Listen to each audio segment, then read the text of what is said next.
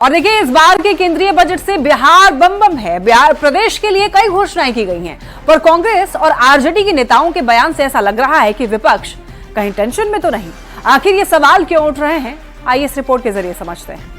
Hostel and other infrastructure capacity at IIT Patna will also be expanded. वित्त मंत्री निर्मला सीतारमण ने शनिवार को देश का आम बजट पेश किया। इसमें बिहार के लिए कई ऐलान किए गए। अन्य दूसरे राज्यों का बजट में जिक्र नहीं होने पर कांग्रेस केंद्र सरकार पर हमलावर है। पार्टी नेता और पूर्व केंद्रीय मंत्री जयराम रमेश का बयान सुनाएंगे, पर पहले बिहार के लिए जो घोषणाएं की गई हैं उसे जान लीजिए। IIT पटना में सीटों का विस्तार किया जाएगा। पटना एयरपोर्ट का विस्तार होगा। बिहार में ग्रीनफील्ड एयरपोर्ट बनाए जाएंगे। बिहार के मखाना किसानों को प्रोत्साहन मिलेगा। बिहार में मखाना बोर्ड का गठन किया जाएगा। मिथिलांचल रीजन के लिए सिंचाई स्कीम का ऐलान किया गया। कोसी कैनाल से 50,000 हेक्टेयर की सिंचाई होगी। वेस्टर्न कोसी कैनाल प्रोजेक्ट को वित्तीय मदद मिलेगी। देश के बजट से बिहार बम बम है, पर कांग्रेस नेता जयराम रमेश कहते हैं कि चुनावी प्रदेश बिहार को ध्यान में रखकर बजट में घोषणा की गई। So, with keeping Delhi in mind, they have made this big announcement. And keeping Bihar elections in mind, they have made some announcements regarding Bihar. Economic inequality, जो आर्थिक विषमताएं बढ़ रही हैं, उसके बारे में तो कुछ जिक्र नहीं किया।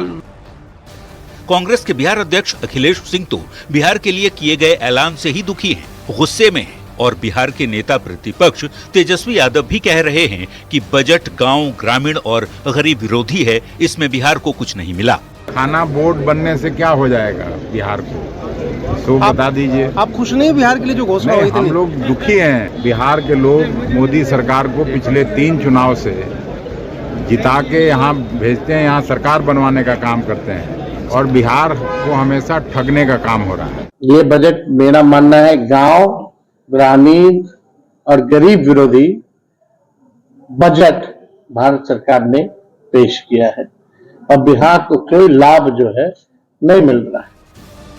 विपक्षी नेताओं के बयान से ऐसा लग रहा है कि बिहार के लिए की गई घोषणाओं से पार्टी नेताओं को जलन तो नहीं हो रही।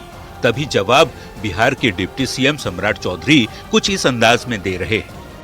बिहार में जिस तरह का बजट केंद्रीय बजट के तौर पर दिया गया, यह ऐतिहासिक है। बिहार के लोगों को जिस तरह की सुविधा पहुंचनी चाहिए, उसको देश के यशस्वी प्रधानमंत्री जी पहुंचाने का काम कर रहे हैं। बिहार के लिए संभवतः अब तक के बजट में सबसे ज्यादा घोषणा की गई है। जाहिर तौर पर बिहार में इसी साल चुनाव होने हैं, पर कांग्रेस सहित विपक्ष के नेताओं के बयान से लग रहा है कि बिहार बजट से बम बम है, पर विपक्ष टेंशन में है। न्यूज 18 के लिए पटना से शैलेंद्र और वैशाली से प्रफुल्ल के साथ ब्यूरो रिपोर्ट।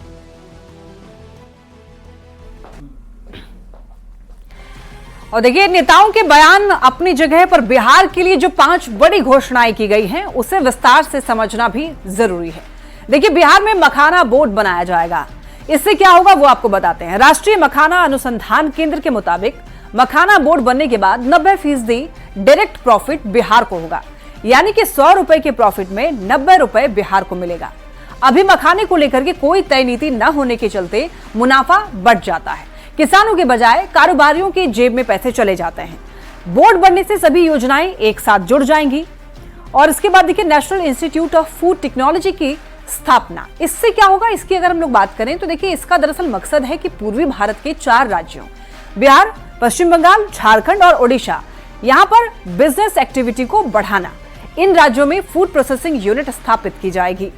इसके रिसर्च के साथ ही किसानों को नई तकनीक के बारे में भी पता चलेगा। युवाओं को स्किल्ड किया जाएगा। तो किसान जब टेक्नोलॉजी से अवेयर होंगे तो उन्हें फसलों के बारे में पता चलेगा और उनको सही कीमत मिल पाएगी। अब देखिए, IIT पटना का विस्तार का ऐलान किया जा चुका है। अब इससे क्या होगा, देखिए, बिहार में दरअसल एकमात्र IIT पटना में है, जबकि प्रदेश में युवा आबादी करीब 50% है। तो IIT पटना में अभी 2883 सीटें हैं, और ये बढ़कर के 5000 के आसपास हो जाएंगी। और सीटें बढ़ने से एडमिशन के ज्यादा मौके होंगे। और देखिए, इसके बाद ग्रीनफील्ड एयरपोर्ट बनाने का भी ऐलान है।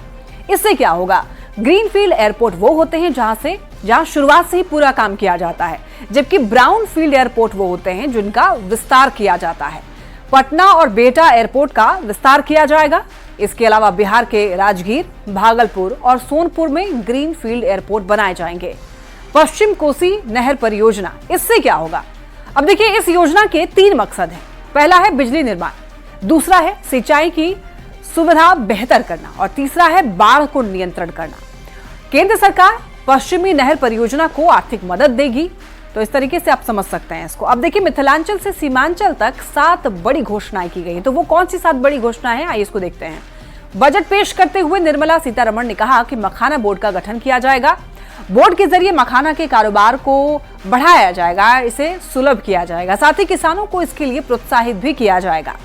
दूसरा है IIT पटना का विस्तार होगा। विस्तार के तहत नए फीचर्स जोड़े जाएंगे, साथ ही IIT की सीटें भी बढ़ाई जाएंगी। IIT पटना की स्थापना साल 2008 में हुई थी। और देखिए, बिहार में नेशनल फूड टेक्नोलॉजी इंस्टीट्यूट खोला जाएगा। यहाँ पर ये कहाँ खुलेगा, अभी इसका फिलहाल कोई भी ऐलान नहीं किया गया, लेकिन कहा यह जा रहा है कि ये जमुई या फिर हाजीपुर में खोला जा सकता है। खाद्य प्रसंस्करण मंत्रालय अभी हाजीपुर सांसद चिराग पासवान के पास है।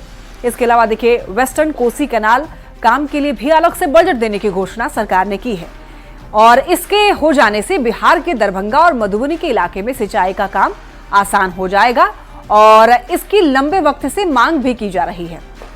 इसके अलावा बेटा एयरपोर्ट के भी विस्तार की बात कही गई है और ये एयरपोर्ट अभी निर्माणाधीन है और यहां पर आधुनिक सुविधाएं देने की भी बात कही गई है। इसके अलावा पटना एयरपोर्ट के विस्तार की बात कही गई। पटना बिहार की राजधानी है और यहां पर लंबे वक्त से आधुनिक सुविधाओं से युक्त एयरपोर्ट की मांग की जा रही है।